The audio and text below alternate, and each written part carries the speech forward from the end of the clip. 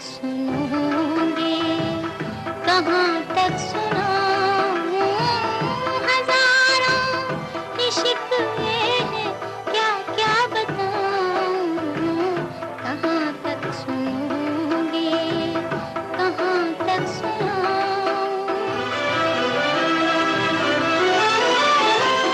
हुजूर आप पर एक जहां की नजर है, निगाहे करम से भी मुझको ये डर है, जहां की नजर में कहीं आ न जाऊं, कहाँ तक सुनोगे, कहाँ तक सुनाऊं हजारों शिकवे हैं, क्या क्या बताऊं, कहाँ तक सुनोगे।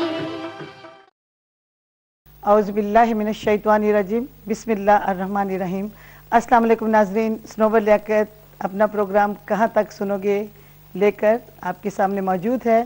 प्रोग्राम हमेशा की तरह कहाँ तक सुनोगे सिर्फ मेरा नहीं बल्कि आपका प्रोग्राम है, जिसमें कुछ हमने आपको सुनाना होता है, कुछ आपसे सुनना होता है, कुछ आपने कहना होता है और कुछ हम कहते हैं।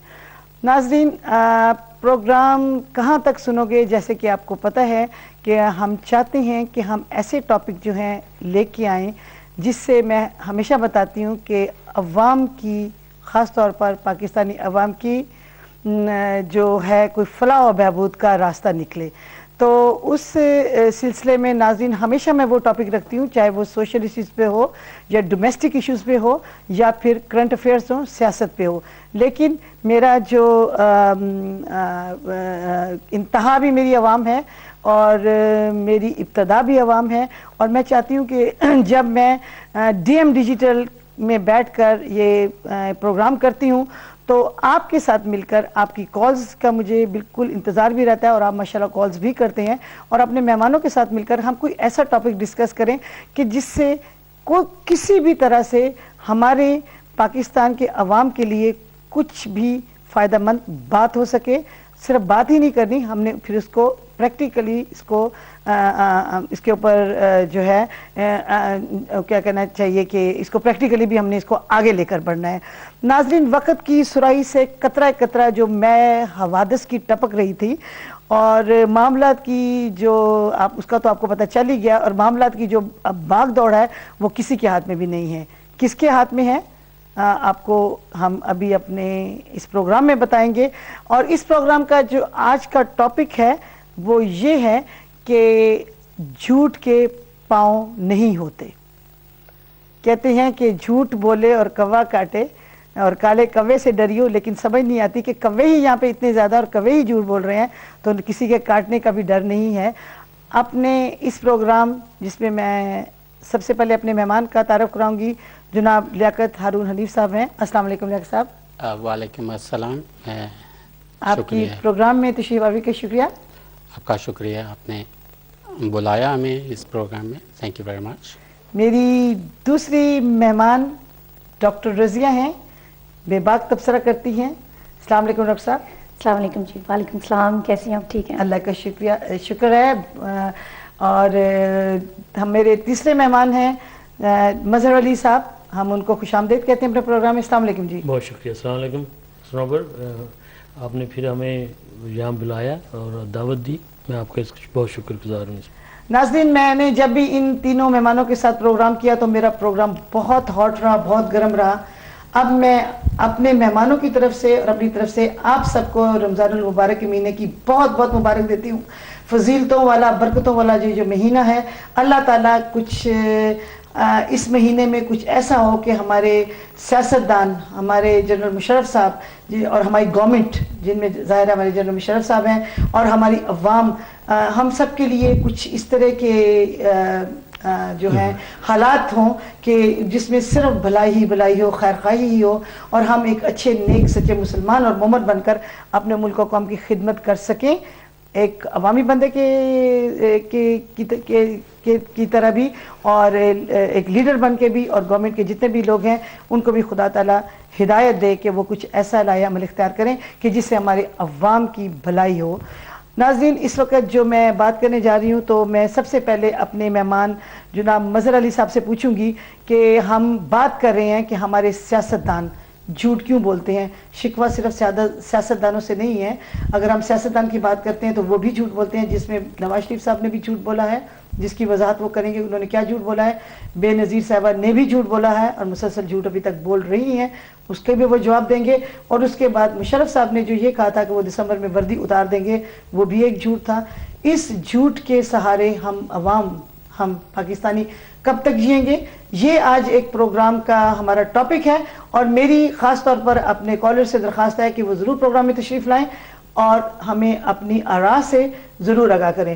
جی سنوبر، جیسے ابتدائی پروگرام میں نے ہائی لائٹ کیا تھا کہ یہ نواز شریف وغیرہ جو لوگ ہیں یہ جھوٹے لوگ ہیں، اور اس وقت کچھ کالرز بھی آئے تھے اور انہوں نے میرے ساتھ اتفاق نہیں کیا تھا، اور اپنے میرے بڑے اچھے دوست لیاقت صاحب، انہوں نے بھی نواز شریف کو واپس جانے کے لیے کہا تھا، اور یہ سمجھ رہے تھے کہ وہاں جا کے یہ کوئی بہت اچھے کام کرنے والے ہیں.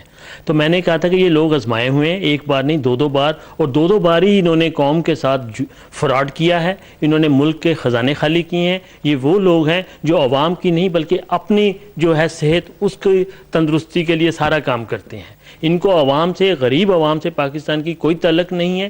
ان کو اپنی ملوں کو 1 ہے تو 4 کرنی ہے، 4 ہے تو 8 کرنی ہے، 8 ہے تو 16 کرنی ہے. نواز شریف کی اگر آپ ہسٹری اٹھا کے دیکھیں تو ان کی 1 شوگر مل تھی جب یہ سپورٹس منسٹر تھے ضیاء صاحب کے زمانے میں.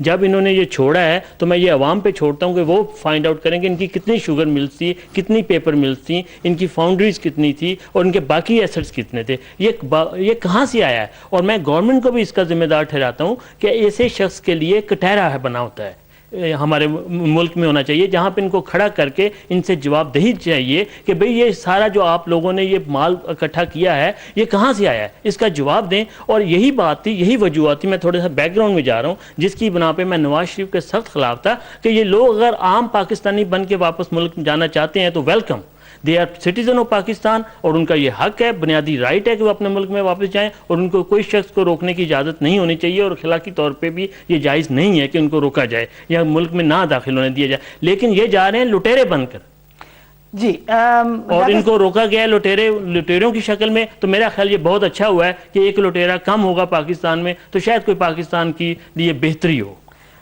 ناظرین، یہ ان کا نقطہ نظر تھا. ہم لیاقت صاحب سے بات کرتے ہیں کہ وہ اس سلسلے میں کیا کہتے ہیں.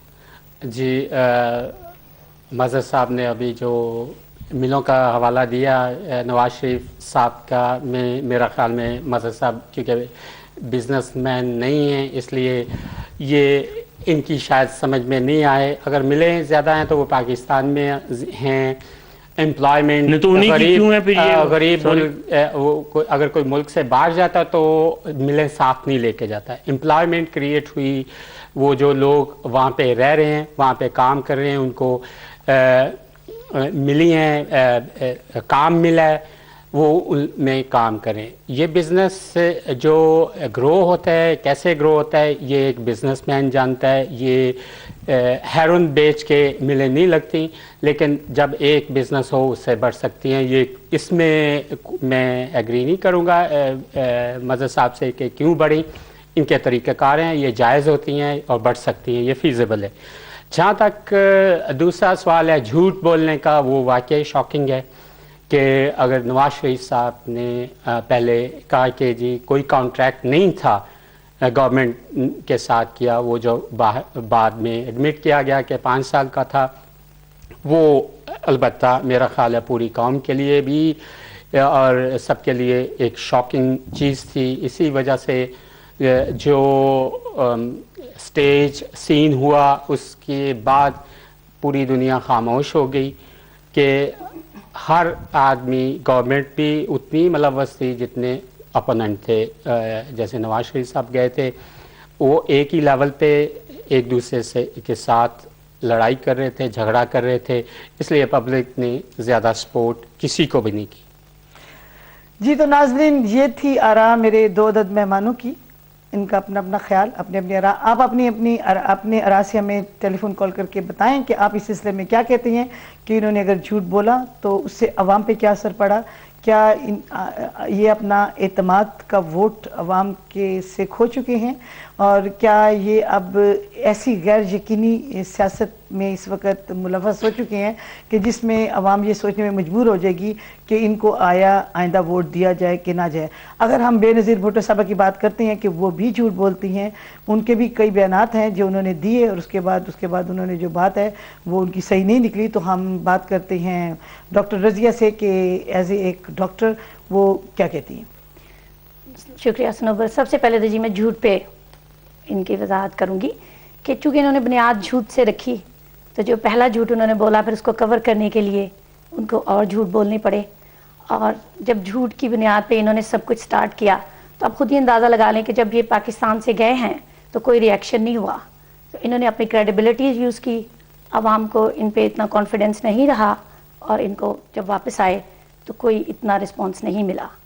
दूसरी बात यह है कि जो बिज़नेस की बात की मज़हर ने और लियाकत साहब ने भी की, मैं ये कहूँगी कि ठीक है जैसे लियाकत साहब ने कहा कि एम्प्लॉयमेंट बढ़ी पाकिस्तान में ये, लेकिन जितनी रैपिडली ग्रोथ इनकी हुई उस तरह की ग्रोथ जो है वो ब्लैक मनी से हो सकती है। एक अगर आपका जो बिज़नेस है वो अच्छा रहे तो आप दूसरा बिज़नेस उसके साथ स्टार्ट कर सकते हैं, लेकिन जितनी जल्दी इन्होंने किया उसमें तो कुछ पीछे कुछ उसकी होगी ना बात। जी, ये तो बात हो गई उनके बिजनेस की। जाहिर से दिया जलता है, फैक्ट्री से फैक्ट्री भी बनती है, और क्योंकि ये बड़े मंझे हुए पुराने बिजनेसमैन थे, अगर उन्होंने एक बहुत बड़ी फैक्ट्री लगाई तो उनकी दूसरी भी शुरू होगी, तीसरी भी। बात इस वक्त ये है कि क्या अवाम इस वक्त समझती हैं कि इनमें इतनी सलाहियत है कि मुल्क की बागदौड़ क्या नवाज शरीफ के हाथ में दे दी जाए या बेनज़ीर साहबा के हाथ में दे दी जाए, या मुशर्रफ साहब जो हैं वही अपने मकाम पर डटे रहें। अभी कल ही की बात है कि पाकिस्तान में एक हंगामा बरपा था, रमज़ान शरीफ शुरू हो गया है, आटा नहीं मुयस्सर वहाँ पे। आटा कहाँ चला गया है? लोगों को सहरी के वक्त भी रोटी खानी है, अफ्तारी के वक्त भी रोटी खानी है। अगर आपकी बेसिक चीज़ ही मुल्क में मुयस्सर नहीं है तो फिर मुझे ये बताएं कि अवाम किस हद तक बर्दाश्त करेगी। जी मज़हर साहब, इस पे कुछ। जी हाँ, यहाँ पे इशू जो लियाकत साहब ने कहा है कि बिजनेसमैन आपको पूरा हक है कि आप बिजनेस चलाएं, लेकिन बाखुदा पाकिस्तान का प्राइम मिनिस्टर बन के या प्रेसिडेंट बन के तो अपने बिजनेस का धंधा अपना ना गर्म करें ना आप। जी, आपका काम है लोगों के बिजनेस सेट करवाने, पब्लिक के रोटी फ्राहम करनी, ये तो पब्लिक के लिए कुछ करना, आम पब्लिक की मिलें